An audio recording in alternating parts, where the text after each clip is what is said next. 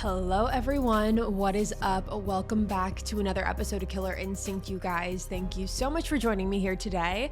If you're new here, hi, my name is Savannah and I'm your host of Killer Instinct. And before we get started, make sure you go ahead and hit that subscribe button. That way you never miss an episode. We post weekly here on the podcast every single Wednesday. You're not going to want to miss it. We also upload the video version onto YouTube on Wednesdays as well. So make sure you are subscribed. And if you're looking for more exclusive Killer Instinct content, you can always find that over on our Patreon. The link is always in the description box below, or if you're a Spotify listener, you can find those videos embedded into the feed as well as at the top of the podcast page. Over on the Killer Instinct Patreon, we post an additional 3 brand new full-length episodes a month and do an exclusive live stream at the end of the month as well. So make sure you check that out if you have not already. But with that being said, you guys, let's talk about why we are here today. Today's case is one that I actually have covered before. It is a case that I covered years and years and years ago in the very early stages, really pre-Killer Instinct, when I was just on my YouTube channel and I was posting true crime content and I did not have a Killer Instinct or Killer Instinct didn't exist. I covered this case, and that was about 7 years ago, give or take. And I have always had this case in the back of my mind. It's always been one that really has stuck with me over the years. And I thought that this would be a great case to talk about today, not only because I want to give it a new spotlight now over that the years have passed, and I want to revisit this case and I want to talk to you guys about this case because we haven't done that here on Killer Instinct, but also because as of very recently, there are some new developments in this case that I think are very important to touch on and talk about. And I'm very curious to hear your guys' opinions as well. So as you can tell by the title of today's episode, today we are talking about the case of Holly Bobo. So with that being said, let's jump right on into it today. Holly Bobo was born on October 12th, 1990 in Darden, Tennessee to her parents, Dana and Karen Bobo. She was raised alongside her older brother, Clint, in a family that had strong values for family, faith, and kindness. Her family moved to Parsons, Tennessee, and lived in a home that Dana built himself.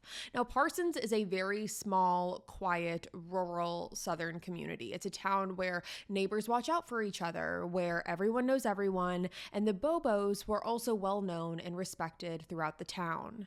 Dana worked for the Tennessee Valley Authority, and Karen was a school teacher. Holly grew up attending Scott Hills High School, where she was known to be a popular girl. She had a lot of friends, but it was her kind personality that drew everyone to her. Holly was always there for the people that she loved, and she wanted to make everyone feel included. As far as her personal hobbies go, Holly loved singing. She had an incredible voice and was very talented. She sang in her church and also sang at some local weddings. Music was her passion. It was her driving force, and it was something that made her feel. Other hobbies that Holly had included anything that had to do with the outdoors. She loved the outdoors and she loved nature. She loved hunting, she loved fishing, and it was those hobbies that she was able to do alongside her family as well. She was doing those things with her dad, with her brother. It was something that they all did together. Holly and her family were incredibly, incredibly close. They did everything together. Every outdoor excursion, every church service, every family outing, the Bobos were always together. Holly and her mom, Karen, also had a very close relationship. Karen said that they had gotten to the point where they were actually finishing each other's sentences. They had the same hobbies and they just loved spending time together. They were really each other's best friends. Now, after high school, Holly went on to attend the University of Tennessee at Martin while she was living at home and enrolled in their nursing program. Now, Holly, being the type of person that always had a passion for helping people, it was no surprise when Holly decided that she wanted to become a nurse. While she was working towards her nursing degree, Holly also was in a relationship with her high school sweetheart boyfriend, a man named Drew Scott, and everyone thought that Drew and Holly were set to be married in the future. And for all things considered, Holly's future was laid out for her. She she had goals that she was planning on reaching. She was going to finish school. She was going to become a nurse. She was going to get married. She was going to have a family. However, everything changed for Holly when she was 20 years old in April of 2011. Wednesday, April 13th, 2011 started out as a typical morning. The Bobo family was doing their normal morning routine. Dana woke up at 5 a.m. to feed the dogs and get ready for work. On his way out the door that morning, he saw Holly, who was already up in the kitchen studying for a big nursing exam that she had later on that day. Dana said he asked Holly if she needed help with some gas money for that day, to which Holly said she did. So Dana left some cash on the counter for Holly before he walked out the door at 5:30 a.m. Shortly after Dana left, Karen woke up and also walked into the kitchen. She said good morning to Holly and began packing Holly's lunch for her, just as she always did. And then Karen herself went off to work, leaving Holly and Clint at home alone. But at 7:45 a.m., a neighbor of the Bobos heard an unsettling scream coming from the Bobo residence. This neighbor heard a woman screaming, "Stop, let me go," over and over again. It repeated itself, and this neighbor told his mom, and this mom, who knew the Bobos, she knew Karen, she knew Dana, she called Karen immediately to let her know what was going on, to see if everything was okay, and just to check in. And immediately upon hearing this, Karen's heart sank, and she knew that something was very, very wrong. Obviously, because Karen knew that Clint and Holly were the only ones home and there was a woman screaming, more than likely she knew that that scream was coming from Holly. Now, according to Clint, he said that he did not hear any screaming at the house. However, he was woken up at around that same time, 7:45 a.m., and was woken up by the family dog barking. So it was the dog that woke Clint up. Clint said that he got up, went to go see what the dog was barking at, and he walked into the kitchen of the home. Now, the kitchen of the home, there was a window in the kitchen, and that window looked out into the garage and the carport of the home, which was just across the way. Now, Clint said that when he was looking out the window, he was able to see Holly in the carport right by her car talking to a man in camouflage. He said that they were standing at one point, then they were kneeling down on the ground the next. Now, because Clint did not hear the scream and because he wasn't really sure what was going on, everything was happening very quickly. He just woke up to the dog barking. He thought that Holly was outside with her boyfriend, Drew. And a big reason for this was because Clint and Drew had actually talked the night prior on April 12th, and Drew told Clint that the following morning, Drew was going to go turkey hunting. So when Clint is looking out the window and seeing a man in camouflage talking to his sister, he immediately just assumes it's Drew, because why wouldn't it be? Clint wasn't able to see the face of this person, but he was able to see the back of this person, and he just assumed the man in camouflage talking to his sister was Drew. Now, initially, Clint said that he felt like, based off of the body language and based off of the tone in which he could overhear Holly and this man talking, he assumed that the two were arguing, and he decided not to get involved. He decided that he was just going to lay back, not get involved, and really just let them do their thing. However, Clint also knew that Holly had a big test that morning and figured that she would be needing to go to school soon. So because of this, Clint ended up calling his mom, Karen, and asked if Holly was going to go to school that day. He was basically just checking in, calling his mom that morning, and this is when Karen got completely frantic. Karen knew that Drew could not be at the house because she knew that Drew was at her mother's property turkey hunting that morning. Now, this was a fact that Clint did not know for fact. Karen knew because she had spoken to her mom earlier that day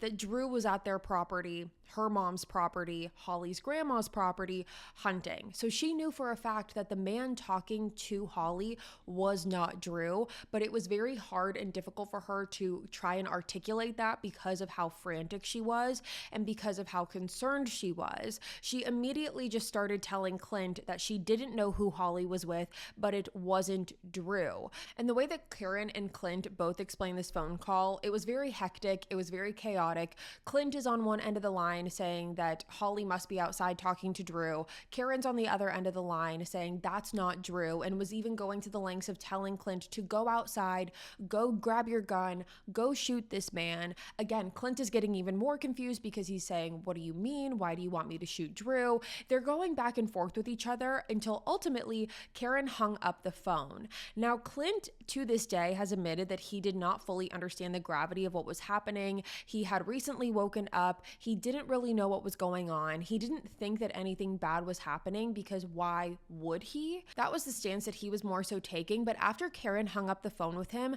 Clint looked back out of that kitchen window and watched as Holly and the man in camouflage walked towards the woods. The Bobo house and the Bobo property was surrounded by a wooded area, and Clint and Holly and the entire Bobo family had a couple different trails that they were very familiar with, and Clint watched as Holly and this man walked towards this one specific trail that Holly was very familiar with. And Clint said that while they were walking, Holly seemed fine. She didn't seem injured. She was walking as if everything was fine. She was walking on her own. And so again, he wasn't incredibly concerned at that point. It was after he watched the two walk into the woods that Clint called both Holly and Drew. However, both of their calls went unanswered, which for Clint at that time only furthered his suspicion that Holly must be with Drew. They must be in the middle of some sort of heated discussion. They can't talk right now. I'm just going to back off. But what Clint didn't realize at that time was Holly walking into the woods was the last time she would ever be seen alive.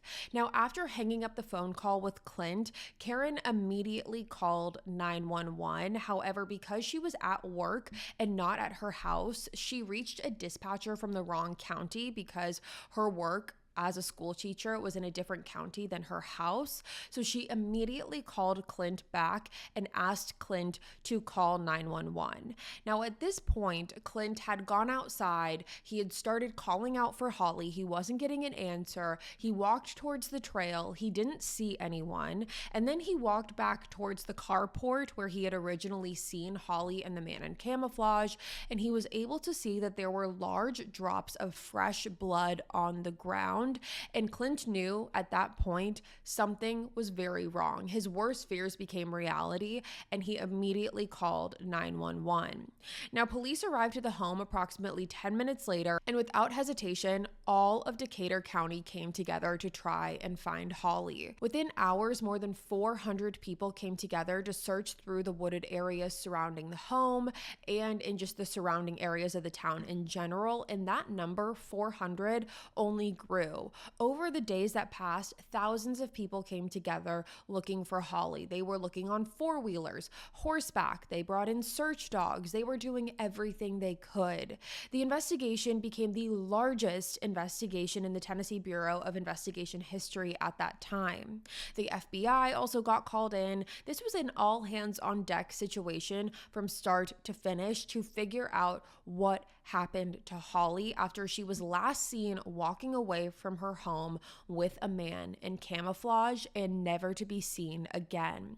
Now, as far as the investigation goes, Clint described to police that the man that he saw Holly with stood somewhere between 5'10" and 6 feet. He said that the man appeared to weigh anywhere between 180 to 200 pounds. He had dark hair. He was wearing a baseball hat, but he could see the black hair coming out from underneath the baseball hat. Now, when police took a look at the carport, which was where Clint saw Holly and the man talking initially, police also discovered those blood spatters in front of Holly's car on the ground.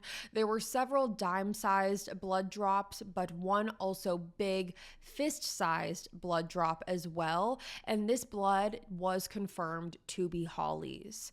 Now, luckily, police were able to ping Holly's cell phone to figure out where she went after she walked away from her home, just to kind of give police a general direction of where she was going. And when they did, police were able to see that Holly's phone showed that she traveled north away from her home several miles. Her phone then pinged Her phone then pinged in a wooded area near Interstate 40 at 8:15 a.m., where it then travels for another few miles, and then at 8:26 a.m., her phone then turns around and travels south in the opposite direction of the interstate. And her last cell phone ping came near Highway 641 before it was turned off around 9:30 a.m. And that area of Highway 641 was heavily searched, and Holly's cell phone, along with several other belongings of hers, were discovered in that area. Like I said, her phone was found. Police also found her notebook, a lunchbox. All of that was discovered around Highway 41. So it seemed that whoever took Holly disposed of a lot of her items in that area. Now, initially, police believed that whoever was last seen with Holly, whoever was responsible for abducting her, had to be familiar with the area. This is someone that had to know Parsons. It was someone that had to be somewhat familiar with the Bobo schedule. It had to have been someone who knew Holly well enough for her to not be completely thrown off guard. Investigators believed it was very possible that Holly knew her abductor. If she was willing to walk away from her home with her abductor, it's possible that she felt a certain level of comfortability with this man, or at least comfortable enough where she felt like she could get away if she complied with what this man wanted. Now, Holly's brother Clint, as you can imagine, he was interviewed time and time and time again for hours at a time by investigators. He was interviewed by the FBI, he was interviewed by the marshals, he was interviewed by the TBI, the Tennessee Bureau of Investigation. He was interviewed by everyone because initially police and other people, mind you, they had a lot of questions. Why wouldn't Clint immediately run after Holly? That was a big one. Why wouldn't he just walk outside and say, Holly, are you good? How can we trust Clint's story? Clint and Holly were the only ones home at the time. However, police quickly realized that Clint seemed very truthful in his story. He never once wavered in his story. His story stayed the same every single time. And along with that, Clint's cell phone data also confirmed his story. Now, personally, I cannot imagine the pressure and the guilt that Clint probably felt after Holly's disappearance and once he realized the gravity of the situation. Clint has always claimed that he wished that he had more information that morning. He wished that he knew more. He said that everything happened so fast. He didn't know that a neighbor had called Karen regarding a scream. He didn't know that Drew was 1,000% confirmed to be turkey hunting that morning and that that was a fact. He claimed that had he known these things, he would have reacted differently. But like I said, everything happened so fast. The phone calls weren't making sense to him. He was groggy. He was just waking up. He didn't know what everyone else knew, or at least what Karen knew at that time, which is why she was so frantic. And after several years of questioning, Clint was cleared, as well as Drew Scott, Holly's boyfriend. He was also cleared at the time because his alibi checked out. He was hunting at the time of Holly's disappearance. Now, moving on from Clint, the next person that police really had their eyes on was a man named Terry Britt. Now, Terry was heavily focused on during this investigation. Terry Britt is a sex offender who matched the description physically that Clint had given to authorities. At the time of Holly's disappearance, Clint had black hair. He was around that same height and weight range that Clint had given, and Terry had spent a lot of time in and out of prison for different kidnapping and sex charges. Now, in his previous offenses, Terry had targeted girls who looked very much like Holly. That was another red flag. Terry targeted blonde hair, blue-eyed, pretty girls, and by the time police realized this and wanted to actually speak with Terry, Terry was already back in jail for another different unrelated charge, so police were able to sit down and talk with him. Now, as you can imagine, Terry immediately denied having any involvement in Holly's disappearance, and he claimed that he had an alibi. He said that on the morning of Holly's disappearance, he was actually out shopping with his wife that morning, running for a new bathtub. However, police were not entirely convinced, and this alibi has always been something that's been very tricky. There are certain people that say this alibi checks out. There's also certain investigators that say this alibi does not check out whatsoever. There were employees at the store that Terry claimed that he went to that did not recall seeing Terry that day. Terry also provided a handwritten receipt from where he claimed was the store that they purchased this bathtub from. However, the store had no record of it. Now, the original investigators on this case believed that Terry was a very, very strong person of interest for being responsible in this case. However, there was never enough evidence to charge him. Now, during his conversation with the original investigators, Terry was very transparent over the fact that even though he did not do this, he was able to give police almost an insight into the type of person who would. He explained that a type of evil monster who would do this would be someone who would simply view Holly as a toy. And once they were done having their fun with their toy, reality would set in and they would have to figure out what they were going to do with her body. He went into very eerie, disturbing, unsettling details about the mindset that one might have if they were to be carrying out a crime such as this one, where on one hand you can say this is Terry trying to give police insight into how someone like this might be thinking. On the other hand, one could argue that this almost seems like Terry is taunting investigators, telling them how he would react or how he would behave in a case such as this. Now, the original investigators, like I said, they were convinced that Terry was responsible for this, so much so that they ended up having to be taken off the case because even though there was not enough evidence to charge Terry for this, the original investigators had tunnel vision on Terry and were not able to take a look at this case from an objective standpoint and without prejudice against Terry. They were so focused on pinning Terry for this, or they weren't considering any other potential person in this case. So because of that, the original investigators were taken off and new investigators were brought on. Now, Terry's house was also bugged, but that didn't lead to any new evidence. Police hoped at the time that maybe that would lead to Terry being caught talking about the case or saying the wrong thing. However, it never led to anything. Now, when the new TBI investigators were brought on, Terry was pretty much immediately cleared from the case. They reviewed files, they reviewed Terry's files, and they believed that Terry was not involved in Holly's case, so they had to move on. Now, after they cleared Terry Britt, police then started speaking to citizens in the community of Parsons, and in doing this, police learned about a group of friends who definitely raised some red flags for them.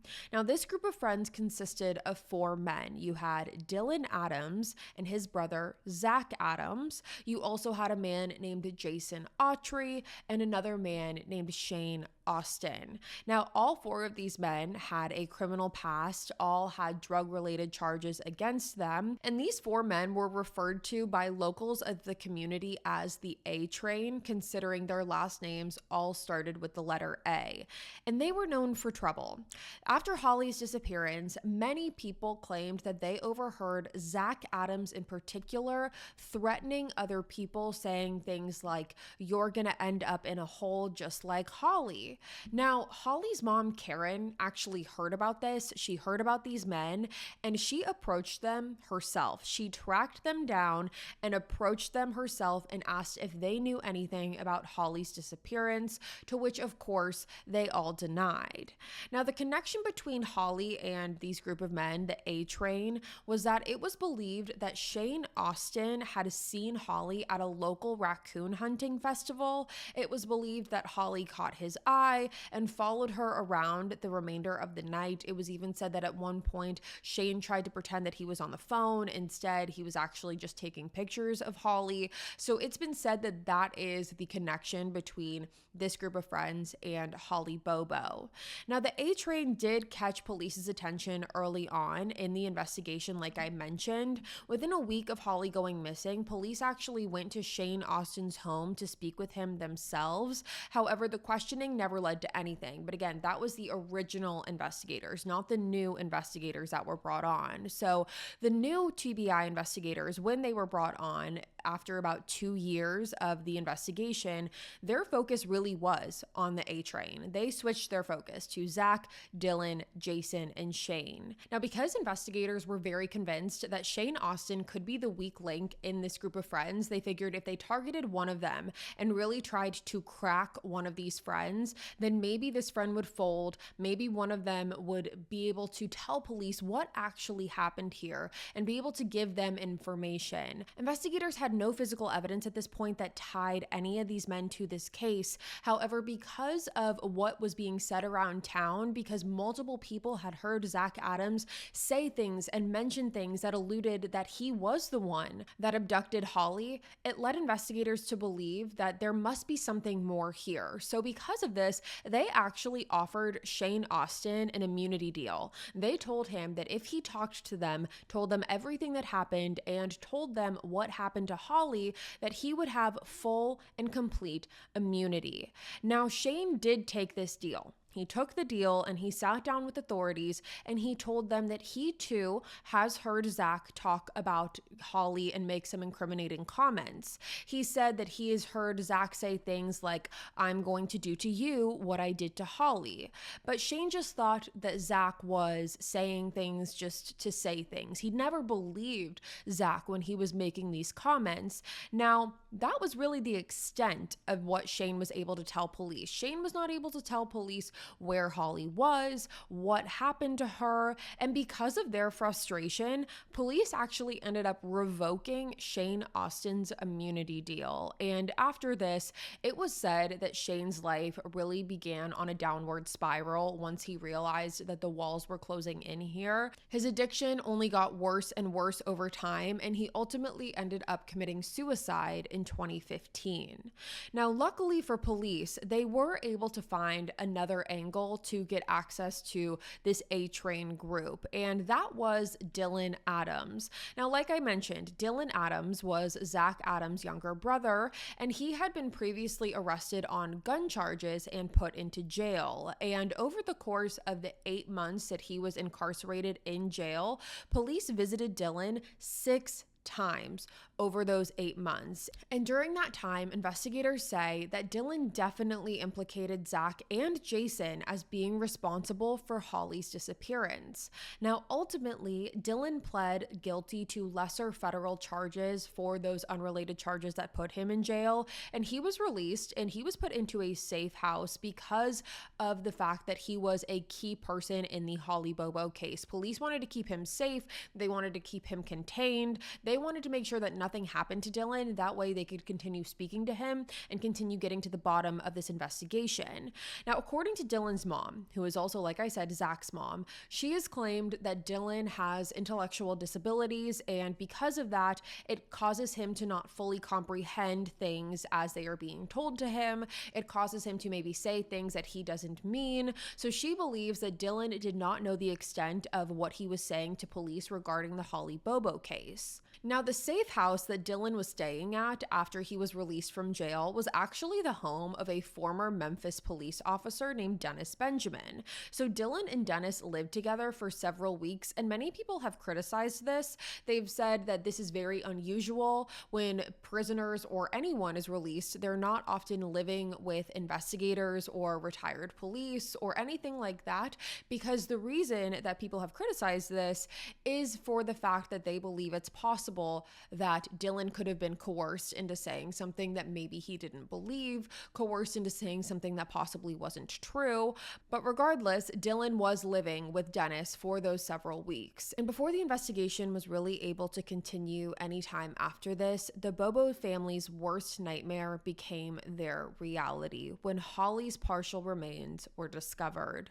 Almost 3.5 years after Holly went missing, her skull had been found with a single gunshot wound to the back of her head by hunters in a wooded area north of Decatur County. The partial remains discovered were Holly's skull, her teeth, several ribs were discovered, as well as one of her shoulder blades. Alongside that, there were other items of Holly scattered around the area, such as her schoolwork, her flip-flops, and her promise ring from her boyfriend Drew. Holly's remains were discovered in a wooded area on the property of a man named Gary Tubbs, who claimed that it was not uncommon for people able to hunt on his many, many, many acres of land without permission. He said it was very usual for people to just walk across his land and his property because they just didn't know who it belonged to, and because it just seemed like open wooded land at that time. And as far as proximity goes, just to give you a gauge as to where Holly was discovered, Holly's remains were discovered around 20 miles away from her home. Now, shortly after the recovery of her remains, Dennis Benjamin, the man that Dylan Adams was living with, called the TBI investigators to tell them that Dylan was now ready to talk and that he had just confessed to having a part in the kidnapping and murder of Holly Bobo. Now, of course, upon hearing this, police immediately want to sit down with Dylan, which they did. Now, upon sitting down with him, Dylan told authorities that him, Zach, Jason, and Shane were all guilty of committing this crime together. Dylan claimed that Zach was the one who initially kidnapped Holly and brought her back to his house. Dylan said that he did not know why Zach did it. He didn't know how it happened, but all he knew is when he walked inside Zach's home, he saw Holly sitting in a green chair in the living room. Dylan said that Zach was wearing camouflage shorts, a black shirt, and a pair of green Crocs. Dylan said that all four men, so including himself, all of them had raped Holly at Zach's home before she was shot in the back of the head at the home, and then her body was disposed of in the woods where her remains were eventually discovered. Now, Dylan initially claimed that he did not know which one of the men shot Holly. He said it was not him, but he didn't see who did it. However, he did remember there was a decent amount of blood on the floor that he claimed was being cleaned up with a rag. Now, there are some discrepancies here in Dylan's story if we take it and dissect it to what Clint had said that he had seen as far as the physicality goes. Clint said that the man that he saw talking to Holly was wearing camouflage head to toe, camouflage pants, and Dylan is saying that Zach was wearing camouflage shorts. That's one of those things where it's either one or the other. That really doesn't get lost in translation. It's either he was wearing pants or he was wearing shorts. So that was one discrepancy. Clint also said that the man was wearing a camouflage shirt. Dylan said that Zach was wearing a black shirt. Does that mean that Zach wasn't wearing a camouflage shirt over it and took it off and he was wearing a black shirt underneath? No, that's very possible, but it is something that we also have to consider.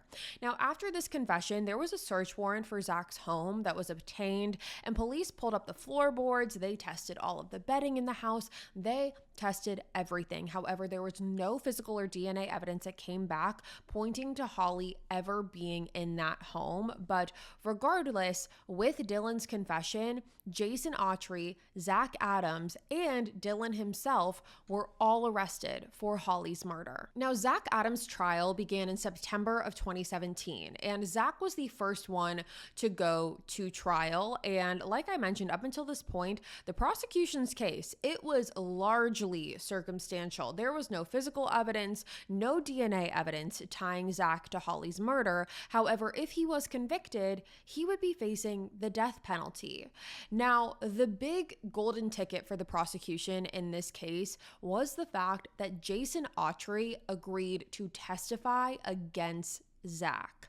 Along with that, in Zach's trial, Holly's parents both testified, Clint testified, the TBI investigators testified, as well as some of Zach's other friends who claimed that they too heard Zach insinuate that he was the killer. Statements like, "I couldn't have picked a prettier bitch. We got drunk, went into the woods, and I was there for the worst of it." And ex-girlfriends of Zach had also claimed that he told her during an argument that he was going to quote unquote tie me up just like he did Holly Bobo. Now, Terry Britt, the original person of interest, was also brought to the stand and testified. And again, he was stating his own innocence. He talked about his alibi, and the prosecution wanted to do this in order to strengthen the case against Zach. They wanted to show the jury that there was no one else who could have done this other than Zach, and crossing Terry Britt off of that list was a part of that. that. But like I said, the most damning testimony of all came from Jason Autry. Jason's testimony was so important because he was the only one who claimed that he saw Zach kill Holly. Even though Dylan said that he knew that his brother was involved, even though that he said that he saw a lot of things, no one else was able to say that they saw Zach kill Holly. Now, up until this point, Jason had been very vocal over the fact that he had nothing to do with this case at all. Every hearing, every indictment, he would repeatedly say over and over that he was an innocent man, that he didn't do this. So to see him switch from that to being willing to talk about this case and really insert himself and his own involvement was shocking for a lot of people. But that change came in late 2016 when Jason changed his story and when the prosecution spoke with him and agreed to lessen his sentence if he took the stand. And that is something I do want to mention. Jason was getting rewarded for testifying against Zach. Jason was told that he would receive a lesser sentence and less harsh punishment if he spoke out against Zach. Now, during Jason's testimony, he claimed that on April 13th, 2011, he drove over to Shane Austin's house to buy drugs. He said that when he arrived, he pulled up and saw a giant burn barrel in the driveway. He said he also saw Dylan, Zach, and Shane putting things and different items into the burn barrel that he believes were evidence. Now, Jason stated that when he got out of the car, he could see what appeared to be a body wrapped in a multicolored blanket in the bed of Zach's truck. Jason said that when he got out of the car, Zach approached him, telling Jason that he needed Jason's help in getting rid of Holly's body. Jason said that he agreed to do it, so him and Zach drove out to a spot alongside the Tennessee River, and when Zach went to unload Holly's body from the bed of the truck, he noticed that Holly's foot moved in the process, indicating to them that Holly was still alive. Jason said that when Zach saw this, he pulled out a gun and shot Holly in the back of the head. Jason said that him and Zach were worried that the gunshot noise would attract attention, so they decided to put Holly's body back into Zach's truck, and Zach dropped Jason off at home. Jason stated that when he later had a conversation with Zach, Zach told him that he dumped Holly's body off near a place called Kelly Ridge. However, that is not where her remains were located, so just keep that in mind. Now, during the cross-examination, the defense claimed that Jason's story did not add up. First of all, if you compare Jason's story to Dylan's story, the two are entirely different. Dylan said that all of this took place at Zach's house and that he saw Jason at Zach's house. Jason is now saying that all of this took place at Shane Austin's house, and so there are very big discrepancies between the two stories. The defense also pointed out that Jason's phone records show that Jason had a phone call with his mom at 9:42 a.m. on April 13th, which would have been right around the time that all of this was taking place. So how would Jason have been in the right mindset to have been able to take that phone call was their main point.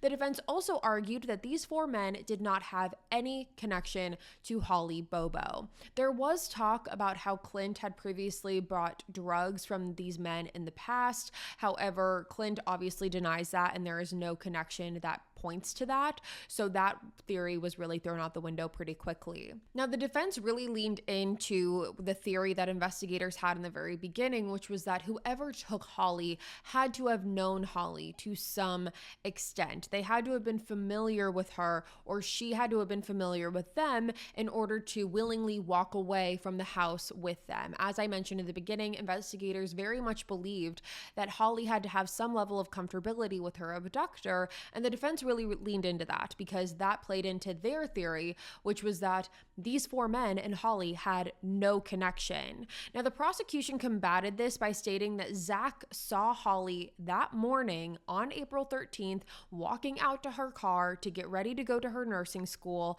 and saw it as a crime of opportunity. They claimed that Zach drove his white pickup truck and that a neighbor of the Bobos actually saw a white pickup truck driving erratically near the Bobo residence residence on the morning of the 13th. So the defense is saying this never happened. Zach and these other three men had no connection to Holly Bobo. The prosecution is saying even though they had no connection, Zach saw Holly, took it as a crime of opportunity, and that is how it transpired. Now, during the trial, the prosecution also presented a .32 caliber revolver that they believed to be the murder weapon that was discovered just months before the trial took place, and the gun was discovered in a drainage ditch. Now, the gun is believed to have belonged to Shane Austin. It was actually a local citizen that led police to the gun, stating that Shane and Jason sold this man the gun in exchange for drugs. However, unfortunately to investigators, there was no DNA or forensic evidence found on this gun at all. No fingerprints from any of the four men. None of Holly's DNA was found on the gun. None of it. But you could argue that that all got washed away when the gun was in the drainage ditch. Now, all in all, the prosecution's theory, like I said, was that Zach saw Holly walking in her driveway, randomly targeted her, abducted her, raped her, tried to dispose of her body in one location, however, realized she was still alive, and then shot her in the back of the head before changing locations and disposing of her remains.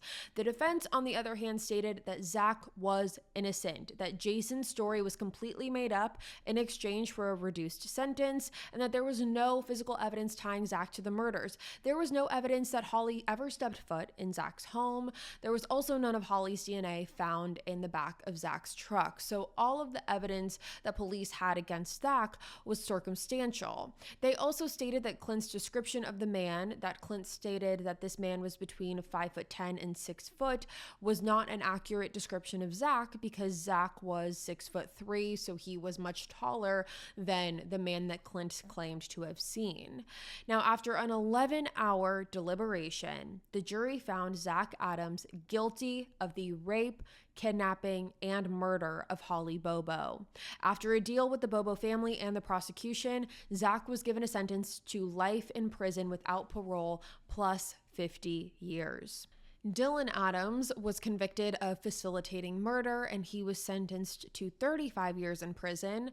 Now, Jason Autry pled guilty to lesser charges, and because of his time served and the reduced sentence for his testimony, he was released. However, it didn't take long for Jason to get arrested again. He was arrested just several months later on unrelated firearm charges. So this brings us to April of 2024, so just last year. At this time, Zach had gotten a new attorney, and another woman named Katie Spirko, who is a forensic neuropsychologist, was hired by Zach Adams' mother to take a look into this case. Katie spoke to Jason Autry in prison, who told Katie that he had actually made up his testimony in order to reduce his own sentence after he was threatened to spend his life in prison. Now, Katie did get this admission on video, and the reason that this is so important is because it almost cancels out what he had said during the trial. He is now going back on what he had previously stated. He's saying that he made the whole thing up. And with this video confession of Jason Autry saying that he made up his story, Zach's attorneys have been working tirelessly to get him a new trial. Now, these developments are as recent as the past month because the Hardin County is set to determine if Zach is going to receive a new trial, and the main basis of that is because of Jason stating that he is recanting his testimony. Now, the prosecution and the judge's ruling for this initially was that they were not going to grant Zach a new trial because Jason's admission of this false testimony that he was given, it wasn't made under oath. He just said it in what is appearing to be hearsay, and it's appearing to be not reliable. He's not saying this in a court of law. He's now saying this years later, and who knows what we can believe now. Now, Dylan has also stated that he too is willing to testify in a new trial and claim that his confession was also coerced and that neither him nor Zach were involved in this. And the defense is now claiming that there is video evidence that can completely exonerate Zach and Dylan. The defense claims that there is now video evidence that shows Zach and Dylan at an ATM together on the morning of Holly's abduction that was not shown in this first trial. And they're claiming that the timestamp on this video is the same timestamp for when Holly would have been abducted. So there would have been no way that these men could have committed this act. Now, the hearing for whether or not Zach will receive a new trial has currently been paused. However, the defense has filed appeals to admit this new evidence and challenge the judge's decision. However, the prosecution and the judge they maintain that the jury already made their decision and that none of this information is going to undermine the original verdict. They claimed Zach has already been tried, the jury's already heard everything, and they found Zach to be guilty. Zach already had his day in court, he already had his trial, and he has been convicted. And so that is why I say this is going to be one that we're watching very, very closely. It's going to be very interesting to see how things transpire, and I'm so curious to hear your guys' thoughts. Do you believe that there's enough evidence to charge Zach with this? Do you believe that someone else could have been responsible? Do you believe Terry Britt could have been responsible? Do you believe that there's another unknown suspect out there that could have done this? Or do you think that Zach and his friends did this? Do you think that Zach, Dylan, Jason, and Shane all did this together and that they are all responsible? I'm so curious to hear your guys' thoughts on this one, so please let me know in the comments below. But with that being said, you guys, it's going to be all for me today. Thank you so much for tuning in to another episode of Killer Instinct. Again, if you're new here, hi, my name is Savannah and I am your host. And before you leave, again, make sure you go ahead and hit that subscribe button. That way you never miss an episode. We post weekly here on the podcast every single Wednesday. You're not going to want to miss it. All the information for Patreon is always going to be in the description box below, so make sure you go check that out. I will be back next week with a brand new one for you guys, and until then, stay safe. Bye guys.